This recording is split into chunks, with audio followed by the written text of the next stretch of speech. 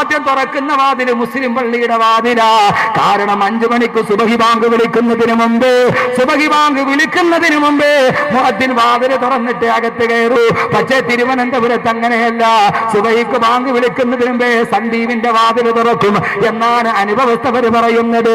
സഹോദരങ്ങളെ, പ്രലോഭനങ്ങൾ വരുന്ന സമയമാണ്. എന്റെ കൽവിൽ തൊട്ടിട്ട് എന്റെ ചെറുപ്പക്കാരോട് ഞാൻ പറയുകയാ, എങ്ങാനും ആ സമയത്തെങ്ങാനും നഷ്ടപ്പെട്ടു പോയാ പിന്നെ ഇതെന്റെ വാണിങ് കൂടിയാണ്. പുതുവർഷത്തിലാണ് വ്യാജമദ്യം ഇറങ്ങുന്നത്. വ്യാജമദ്യം കുടിച്ച് ബാർ ഹോട്ടലുകളില് കള്ള് ഷാപ്പിൽ ചത്തുവീടുന്ന എത്രയോ ആളുകൾ. കഴിഞ്ഞ ആഴ്ച പശ്ചിമ ബംഗാളില് ഒരൊറ്റ ഷാപ്പില് 141 പേരാണ് കള്ള് കുടിച്ചോണ്ടിരിക്കുമ്പോ മരിച്ചത്. അല്ലാഹുവിന്റെ റസൂല് പറഞ്ഞു, ലാ യശ്രിബു ശാരിബു ഹീന യശ്രിബു വഹുവ മുഅ്മിൻ.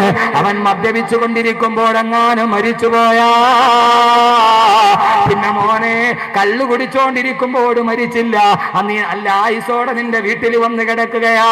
ആ വീട്ടിൽ കിടക്കുന്ന അവസ്ഥയിലെങ്ങാനും നീ മരിച്ചുപോയാൽ, വീട്ടിൽ കള്ളു കുടിച്ചിട്ട് കിടക്കുന്ന അവസ്ഥയിൽ മരിച്ചുപോയാൽ അല്ലാഹുവിന്റെ റസൂല് പറഞ്ഞു, മമ്മാത മഗ്മൂസൽ ഖംരി സഖാഹുല്ലാഹു മിനൽ ഗൂത്ത്. ആരെങ്കിലും ഒരു മദ്യപാനിയായ അവസ്ഥയിൽ മരിച്ചുപോയാൽ, മമ്മാത മഗ്മൂസൽ ഖംരി, ആരെങ്കിലും ഒരു മദ്യത്തിന്റെ തുള്ളി വയറ്റിൽ കിടക്കുന്ന അവസ്ഥയിൽ ആരെങ്കിലും മരിച്ചുപോയാ അവൻ മരിക്കുന്ന സമയം അവന്റെ ആമാശയത്തിന്റെ ഉള്ളിൽ കള്ളിന്റെ ഒരു തുള്ളി കിടപ്പുണ്ട്. എന്നാൽ റസൂലുള്ള പറഞ്ഞു, സഖാഹുല്ലാഹു മിനൽ ഗൂത്ത്.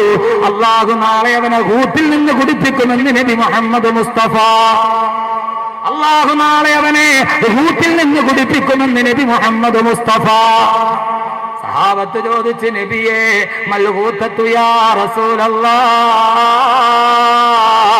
മൽ ഗൂത്തത്തു യാ റസൂലല്ലാഹ്. ഓ നബിയേ, ഗൂത്തെന്ന് പറഞ്ഞാൽ എന്താണ് നബിയേ?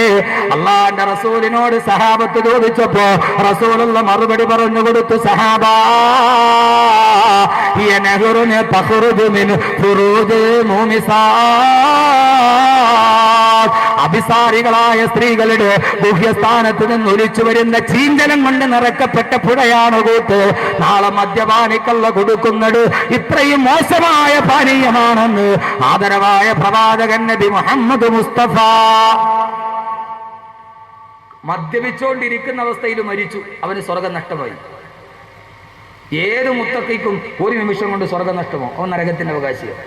അള്ളാഹു കാത്തുരക്ഷിക്കട്ടെ. അതുകൊണ്ട് വസിയത്തായിട്ട് പറയുക, പ്രലോഭനം തൊട്ടു മുമ്പിൽ. നിങ്ങളെ കാണാത്ത കൂട്ടുകാരൊക്കെ ഇനി വിളിക്കും, ന്യൂ ഇയർ ആയില്ലേ, നമുക്കൊന്ന് കൂടണ്ടേ? എൻ്റെ പൊന്നു സഹോദരങ്ങളെ, സഹോദരിമാർക്ക് വേണ്ടി കാർണിവലിന്റെ മൈതാനങ്ങൾ ഒരുക്കപ്പെടും, ആളുകളെല്ലാവരും വിളിക്കും. പക്ഷേ ആ സമയത്ത് അള്ളാഹുവിന്റെ സ്വർഗത്തിന്റെ പാതയിലേക്ക് നടക്കണം, നരകത്തിന്റെ പാതയിലേക്ക് നടക്കരുത്. അള്ളാഹു തൗഫീക്ക് നൽകട്ടെ, അള്ളാഹു തൗഫീക്ക് നൽകട്ടെ. ഒന്ന് ആമീൻ പറയും മനുഷ്യന്മാര്, ഒന്ന് ആമീൻ പറയും ഉറക്കെ. അള്ളാഹു അങ്ങനെ ആക്കട്ടെ. നരകത്തിന്റെ വഴി നമ്മുടെ മുമ്പിൽ ഇഷ്ടം പോലെയുണ്ട്.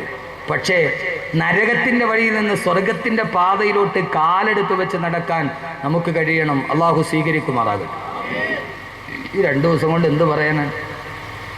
ഇപ്പൊ തന്നെ സമയം ഒരു പരിവ്. എന്ത് പറയാനാണ്? ഒരിടത്തും ഒന്നും പറഞ്ഞെത്തുമെന്ന് എനിക്ക് തോന്നുന്നില്ല. എനിക്കാണ് ഒരു ദുസ്വഭാവമുണ്ട്, ഞാൻ പറഞ്ഞാൽ അങ്ങനെ വിശാലമായിട്ടങ്ങ് പിന്നെ ഞാൻ പറയണ്ടെന്ന് വിചാരിച്ച് എൻ്റെ മനസ്സിൽ ഇങ്ങനെ അള്ള തോന്നിപ്പിച്ചു. അള്ളാഹു ഇത് നിലനിർത്തി തരട്ടെ. അള്ളാഹുവിൻ്റെ ഖുർആന്റെ മധുരം. അതുകൊണ്ട് പൊന്നു സഹോദരങ്ങളെ, പ്രലോഭനങ്ങൾ വരും. ഏതായാലും കുറേ നാളായില്ലേ കൂട്ടുകാരെയൊക്കെ കൂടിയിട്ട് എന്ന് പറഞ്ഞ് ഒന്ന് പോയി ഈ ന്യൂ ഇയറിന് കൂടിയാൽ അതോടെ തീർന്നു. ഇതേവരെ നീ സമ്പാദിച്ചതും ഇതേവരെ നീ ശേഖരിച്ചതും നീ മനസ്സിൽ സൂക്ഷിച്ച ഈ നന്മ അതോടെ നഷ്ടപ്പെട്ടു പോകും. ഞാൻ പലപ്പോഴും ചിന്തിക്കാറുണ്ട്, ഈ മദ്യപാനികളുടെ ഭാര്യമാരെ സംബന്ധിച്ചു കൊടുക്കും. കള്ളു കുടിക്കുന്നവൻ്റെ ഭാര്യ, എനിക്ക് തോന്നുന്നു അവർ നന്നായിട്ട് ജീവിച്ച അള്ളാഹു ഹിസാബില്ലാതെ അവർക്ക് സ്വർഗം കൊടുക്കും. കാരണം പരലോകത്ത് അനുഭവിക്കേണ്ട അദാബ് മുഴുവൻ അവരിവിടെ അനുഭവിക്കുന്നുണ്ട് അല്ലേ? ഭർത്താവിൻ്റെ കയ്യിൽ വന്നാൽ ഇടി ചവിട്ട്, അവൻ്റെ മക്കൾ. എന്തിനാ സഹോദരങ്ങളെ ഇങ്ങനെ വന്നു? മലയാളത്തിലെ നാറാണത്ത് ഭ്രാന്തൻ എന്ന് പറയുന്ന KPSCയുടെ ഒരു നാടകമുണ്ട്, നാറാണത്ത് ഭ്രാന്തൻ. രാവിലെ മുതൽ വൈകുന്നേരം വരെ നാറാണത്ത് ഭ്രാന്തൻ വലിയ ഭാരമുള്ള കല്ല് താടേന്ന് ഉരുട്ടി ഉരുട്ടി ഉരുട്ടി ഉരുട്ടി വേർപ്പൊക്കെ വന്നാലും സഹിച്ച് രാവിലെ മുതൽ ഒരു വലിയ പാറക്കല്ല് ഉരുട്ടി ഉരുട്ടി ഉരുട്ടി പർവ്വതത്തിൻ്റെ മുകളിൽ കയറ്റി. വൈകുന്നേരമാകും, സൂര്യൻ അസ്തമിക്കാറായി, രാവിലെ തുടങ്ങിയ പണിയാണ്. ആ വലിയ പാറക്കല്ല് മലയുടെ മുകളിൽ കയറ്റി കഴിയുമ്പോൾ തിരിഞ്ഞു നിന്നിട്ട് നാറാണത്ത് ഭ്രാന്തൻ എന്ത് ചെയ്യുന്നറിയോ? അത് നേരെ താഴേക്ക് ഉരുട്ടി വിടും. എന്നിട്ട് ആ കല്ല് ഉരുട്ടി വരുന്ന കാണുമ്പോൾ നാറാണത്ത് ഭ്രാന്തൻ കൈവെട്ടിച്ചിരിക്കും. ഇതാണ് നാറാണത്ത് ഭ്രാന്തൻ. ഏതാണ്ട് നാറാണത്ത് ഭ്രാന്തൻ കള്ളുകൂടിയന്മാർ. ഈ നാറാണത്ത് ഭ്രാന്തൻ എന്ന് പറയുന്ന കഥാപാത്രം മദ്യപാനിയാണ്. രാവിലെ മുതൽ വൈകുന്നേരം വരെ ചാലച്ചന്തയിൽ പോയിട്ട് ചുമട് ചുമന്നിട്ടോ അതല്ലെങ്കിൽ കടലിൽ പോയി മീൻ പിടിച്ചിട്ടോ കഷ്ടപ്പെട്ട് പൈസ ഉണ്ടാക്കും. എന്നിട്ട് അത് വെച്ചിട്ട് അവൻ വീട്ടിൽ ചട്ടിയും കലവും പിള്ളേർക്കുള്ള ബുക്കും പുസ്തകവും ഒക്കെ വാങ്ങിച്ചു കൊടുക്കും. വൈകുന്നേരമാകും അതുകൊണ്ട് പോയി കള്ളു കുടിക്കും. അതുകൊണ്ട് നേരെ വീട്ടിൽ വന്ന് ആ ചട്ടിയും കലവും എല്ലാം അടിച്ചു പൊട്ടിക്കും. പിള്ളേരെ നോട്ട്ബുക്ക് വലിച്ചെറിയും. ഭാര്യയുടെ വായിൽ ഇച്ചിരി കമത്തി കൊടുക്കും. ഇവൻ ആരാ?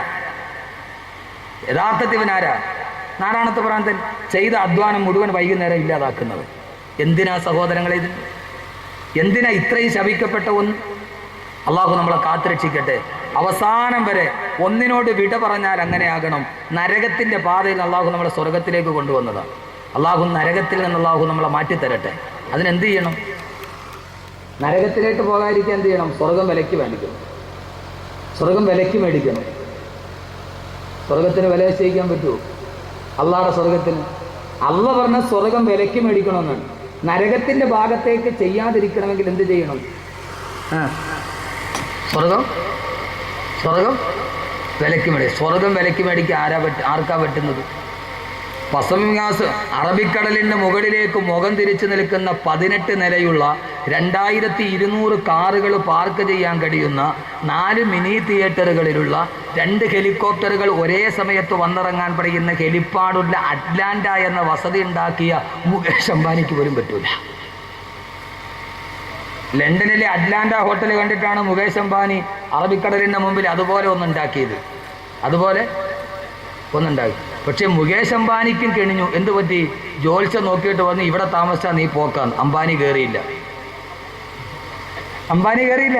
അംബാനി പാല് കാച്ചിയ വീട് ഇപ്പോഴും ഇതെല്ലാം അതേവരെ ജോത്സ്യന് ഒരു പരിപാടി ഇല്ലായിരുന്നു. ഇതെല്ലാം പണിത് തീർന്ന് 2 ഹെലിപ്പാഡ് ഒരേ സമയത്ത് 2 ഹെലികോപ്റ്റർ ഇറങ്ങാം. 2200 കാറുകൾ സെല്ലുലാർ കോമ്പൗണ്ടിൽ പാർക്ക് ചെയ്യാം. ആ വീട് 2200 കോടി രൂപ വെച്ച് നിർമ്മിച്ച വീട് പാല് കാച്ചാൻ വേണ്ടി പോയപ്പോൾ ഡേറ്റ് നോക്കാൻ ജോത്സ്യൻ്റെ എടുക്കും. ജോത്സ്യം പറഞ്ഞു, നീ അതിനകത്ത് കയറിയ നിന്റെ ശനിദശയാണ് പോയി. എവിടെ പോലെ വള്ളക്കടവിലും പ്രാന്തപ്രദേശത്തുള്ള ചില ആളുകൾ കൊച്ചിന് വല്ലാതെ രോഗം വരുമ്പോൾ ഖുർആൻ ഓതാൻ അവിടെ പോണ മാതിരി. എവിടെ പോണ മാതിരി ഞാൻ പറയണോ? അവരെവിടെ പോണ മാതിരി ഖുർആൻ ഓതനാരാ? എടാ, ഒരു മുസ്ലിം ഓതി ഊതിയ അതൊരു ശിഫ അപ്പം തന്നെ ഉണ്ട് അവൻ്റെ ഈമാൻ്റെ പേരിൽ. പനി വല്ലാതെ കലശരായി ബാധിച്ചൊരു കുട്ടിയുടെ തലയെ കൈവച്ചിട്ട് കുല്യാനാറ് കൂരി ഭരതം സലാമൻ അല ഇബ്രാഹിം എന്നൊരു അറ്റ്ലീസ്റ്റ് ഒരു മുഅ്മിൻ ഓതിയാൽ അതിന് ശിഫയുണ്ട്. ഇത്ര വിവരം കെട്ടവരായി പോയി. എൻ്റെ പൊന്ന് സഹോദരങ്ങളെ, ലോകത്തെല്ലാം അങ്ങനെയാണ്. എന്നാൽ ഇത് ഞാൻ ഈ അടുത്ത സമയത്ത് ഇവിടെ തിരുവനന്തപുരത്തിനടുത്തൊരു ഒരു ഡോക്ടറെ കാണാൻ പോയി. അപ്പോൾ എൻ്റെ ഒരു അലർജിക്ക് മരുന്ന് മേടിക്കാൻ വേണ്ടി പോയി, ഒരു ഹോമിയോ ഡോക്ടർ. അപ്പോൾ അദ്ദേഹം ഒരു പുതിയ ഹെർബൽ ഓയിൽ രംഗത്തിറക്കിയിട്ടുണ്ട്. അതിൻ്റെ ഏറ്റവും വലിയ ഗുണമേന്മ എന്താണെന്നറിയോ? അത് തേച്ചാൽ കഷണ്ടി മാറും. കഷണ്ടി ഉണ്ടാവില്ല. കഷണ്ടി ഉള്ളവർക്ക് മുടി പോലും. ഞാൻ ഡോക്ടറുടെ മുറിയിൽ കയറി. ഇയാൾക്ക് 2 ഇയർഫോൺ വെച്ചിട്ടുണ്ട്. ഫോൺ ഇങ്ങനെ വന്നുകൊണ്ടേ ഇരിക്കുക. ഡോക്ടർ, ഞങ്ങളുടെ ഡോക്ടറിന് മരുന്ന് മേടിച്ചു, ഞങ്ങളുടെ കഷണ്ടി മാറുമോ? 99% മാറും. 1% ദൈവത്തിനുണ്ട്. ഏതാണ്ട് ഒരു 60% ആളുകൾക്ക് റിസൾട്ട് കിട്ടിയിട്ടുണ്ട്. അത് അടുത്തത്. അപ്പോൾ അടുത്ത കോള് ഞാൻ മുമ്പിൽ ഇരിക്കുകയാണ്. അയാൾക്ക് ഫോൺ ഒഴിവാക്കുക. കാരണം കസ്റ്റമേഴ്സ് വിളിക്കുകയാണ്.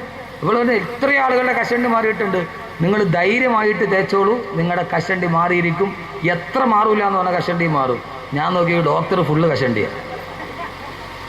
ഈ പറയണ ഡോക്ടർ ഏറ്റവും ഫുള്ള് കഷണ്ടിയാണ്. ഇതാണ് ലോകത്തിൻ്റെ അവസ്ഥ. നമുക്ക് ചുമ്മാ ഒരു തോന്നലാണ്.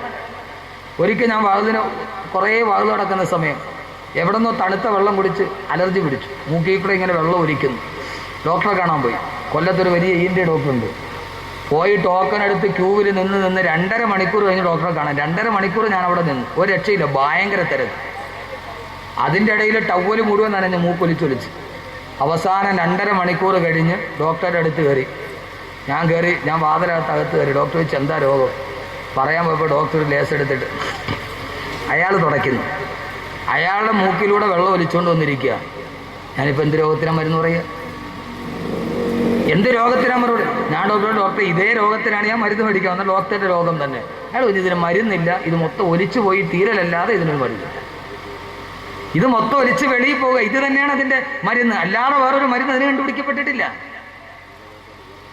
അബദ്ധജടിലമായ ചില വിശ്വാസങ്ങൾ, ഇസ്ലാമിന്റെ ആദർശത്തിന് പോലും നിരക്കാത്ത ചില വിശ്വാസങ്ങൾ.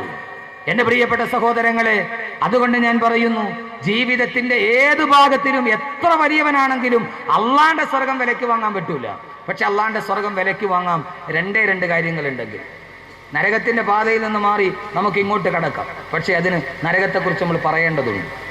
അള്ളാഹു എല്ലാവിധ ഖൈർ നൽകി അനുഗ്രഹിക്കട്ടെ.